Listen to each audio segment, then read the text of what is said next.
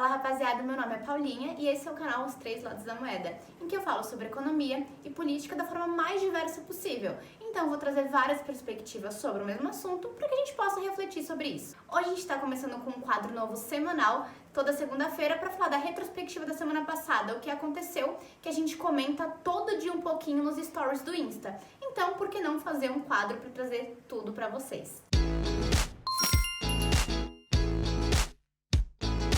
Bom, a gente começa falando com as restrições, né? O Brasil, por conta do Covid, está tendo várias restrições ultimamente.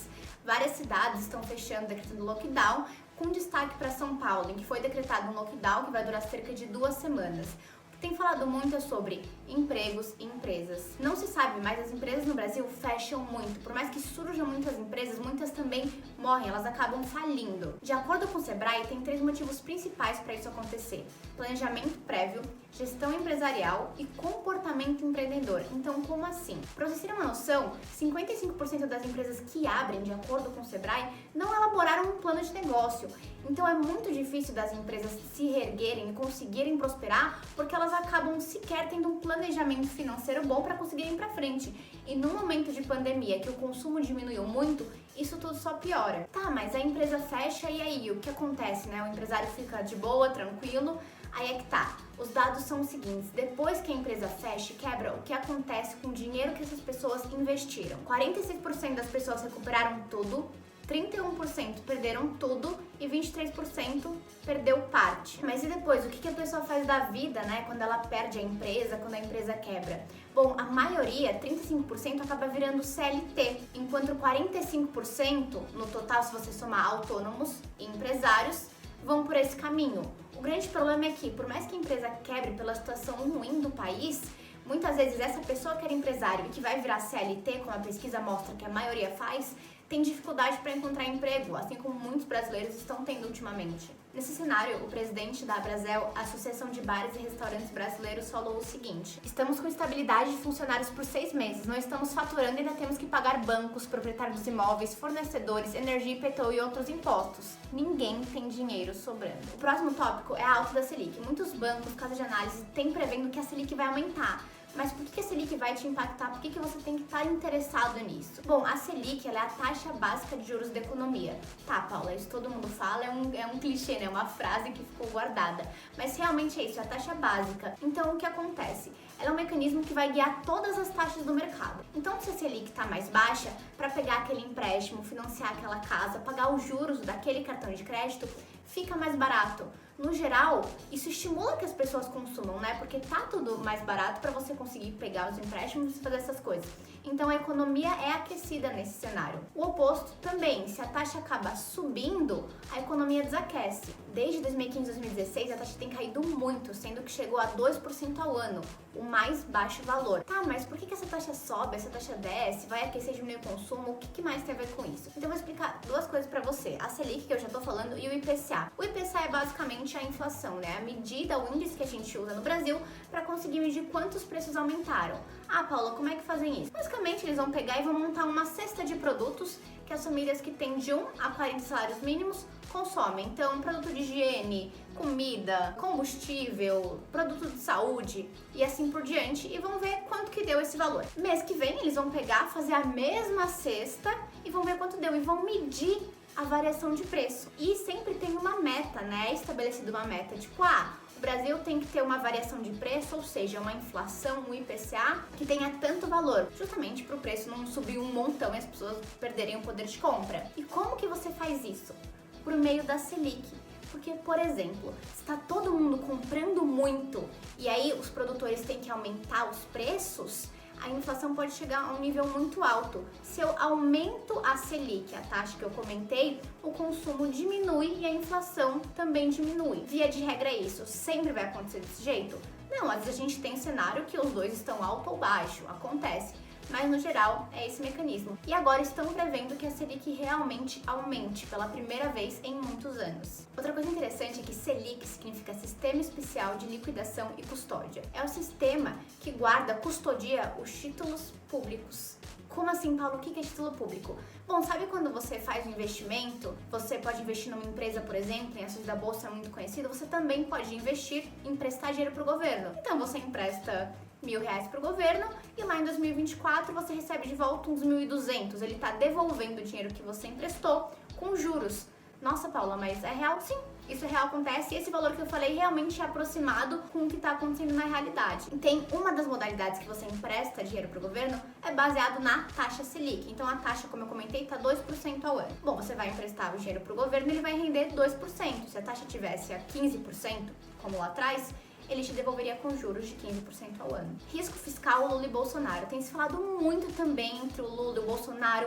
Se algum dos dois ganhar, o que vai acontecer com o país? Vai piorar, vai melhorar? Por que existe essa preocupação? Principalmente do mercado, as pessoas vêm muito falando: o Lula pode ser presidente, o mercado reagiu mal. Por que isso tudo acontece? Bom, a gente tem o risco fiscal. O que é o risco fiscal? Risco fiscal é o perigo do país ficar com as contas públicas na merda, assim, horrível. Então o governo, ele arrecada dinheiro, mas ele também gasta. O risco fiscal é justamente desses gastos, dessas despesas públicas serem muito altos, o governo não ter como honrar com esse compromisso e isso afetar todo o país, porque afeta a vida das pessoas, o emprego, a renda, de tudo um pouco. O problema da política fiscal é que o governo ele consegue melhorar, administrar esses gastos que ele tem. Quando o governo gasta mais do que ele está arrecadando, ele está em déficit. Se ele arrecada mais do que está gastando, saindo, ele está em superávit. E por que tem o Lula e o Bolsonaro nessa história? Bom, basicamente, Bolsonaro começou com uma agenda liberal e que os mercados tinham a perspectiva de que ele levaria ela para frente. Então, de que ele diminuiria gastos, aprovaria reformas que seriam benéficas para o país e para o desenvolvimento do país, empresas, negócios e que gerariam mais emprego. Entretanto, ele tem se mostrado, na realidade, completamente contrário. Ainda assim, porque o ministro Paulo Guedes está lá com ele, continua lá e tem ideias de fazer reformas estruturais, o mercado ainda vê com bons olhos. Apesar de as declarações recentes, inclusive sobre a Petrobras, mudanças no comando, tem feito eles reagirem meio mal. Já o Lula, apesar de ter tido um governo muito marcado pela evolução e pelos benefícios aos bancos, aos banqueiros, o mercado também atribui um certo medo para ele, uma certa insegurança, justamente por conta desse risco fiscal, por conta de um populismo, que também pode vir do Bolsonaro, mas no caso eles estão falando do Lula, pode vir dos dois lados, mas de um populismo que pode fazer com que ele gaste muito dinheiro dos cofres públicos de forma sem se preocupar com as consequências disso tudo. E aí, nesse cenário, tem opinião pra tudo. Tem gente que diz que, na verdade, o Bolsonaro, por medo, pode tomar medidas mais populistas e gastar mais dinheiro. Pode ser que Lula, na verdade, tenha um tom mais conciliador e não tenha um tom de sair gastando tanto. É tudo previsão, mas ninguém ainda sabe exatamente ao certo. Mas uma coisa é importante explicar, que ocorre muita desinformação. Aqui nos Três Lados da Moeda, a gente traz várias perspectivas diferentes para dar para que você possa refletir e não só dar uma opinião feita, pronta, para que você não tenha o interesse e seja estimulado a pesquisar. Mas o que é desinformação é desinformação. E tem uma coisa que não é a opinião que tem falado muito, que é: o mercado financeiro influencia a sociedade. Outro lado, eu não ligo para mercado, eu não tenho ações da Petrobras, por exemplo. Aqui tá acontecendo uma desinformação e isso é preciso a gente corrigir. O que acontece?